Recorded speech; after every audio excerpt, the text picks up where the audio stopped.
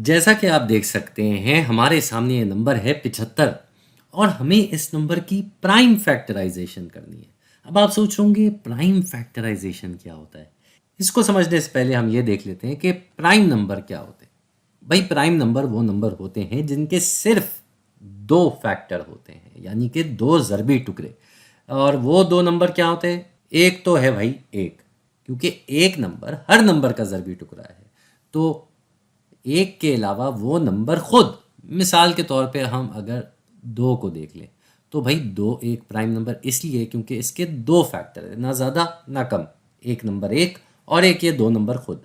इसके बाद अगला नंबर आता है तीन, ये भी एक प्राइम नंबर है। तो तीन के भी सिर्फ दो ही ज़रबी टुकड़े हैं, एक और नंबर तीन खुद। तीन के बाद आती है बारी नंबर चार की। अब चार नंबर जो है इसके दो से ज़्यादा ज़रबी टुकड़े हैं। एक तो नंबर एक जो सबका ज़रबी टुकड़ा होता है, उसके अलावा ये चार तो है ही, लेकिन ये दो भी इसका ज़रबी टुकड़ा है क्योंकि दो बाई दो चार होता है। तो ये प्राइम नंबर ना हुआ।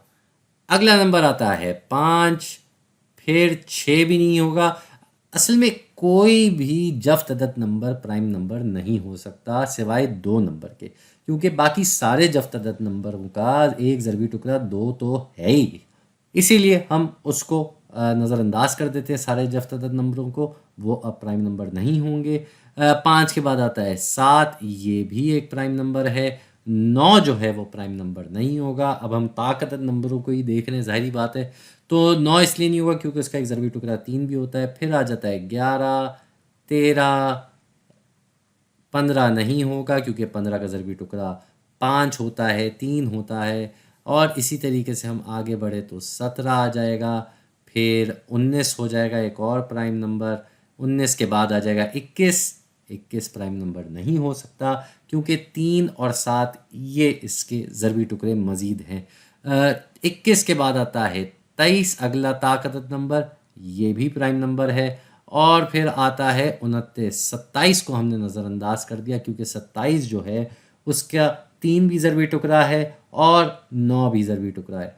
तो भाई ये हमने कुछ प्राइम नंबर लिख दिए हैं यहाँ पे आपको सिर्फ समझाने के लिए कि प्राइम नंबर होता क्या है। अब वापस आते हैं हम अपने मुद्दे पे, जो कि है प्राइम फैक्टराइजेशन। ये फैक्टराइजेशन लफ्ज़ क्या है भाई? फैक्टराइजेशन का मतलब होता है ज़रबी टुकड़े निकालना, और प्राइम फैक्टराइजेशन का मतलब क्या होता है कि प्राइम नंबरों में ज़रबी टुकड़े निकालना।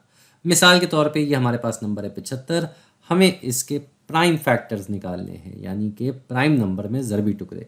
तो ये क्योंकि ताकदत नंबर है तो इसका दो तो ज़रबी टुकड़ा होगा नहीं, एक वैसे ही सबका ज़रबी टुकड़ा होता है, और एक प्राइम नंबर इसलिए नहीं होता क्योंकि एक का एक ही फैक्टर है, एक ही ज़रबी टुकड़ा है। प्राइम नंबर के दो होने चाहिए। खैर 75 में एक के बाद दो, दो भी नहीं होगा, ये ताकतवर नंबर है। अगला नंबर आता है तीन। तो भाई तीन जो है वो 75 का ज़रबी टुकड़ा है, तो तीन को हम यहाँ लिख देंगे, और तीन 75 में जाता है पूरे 25 मरतबा, पूरे 25 मरतबा जाता है 75 में।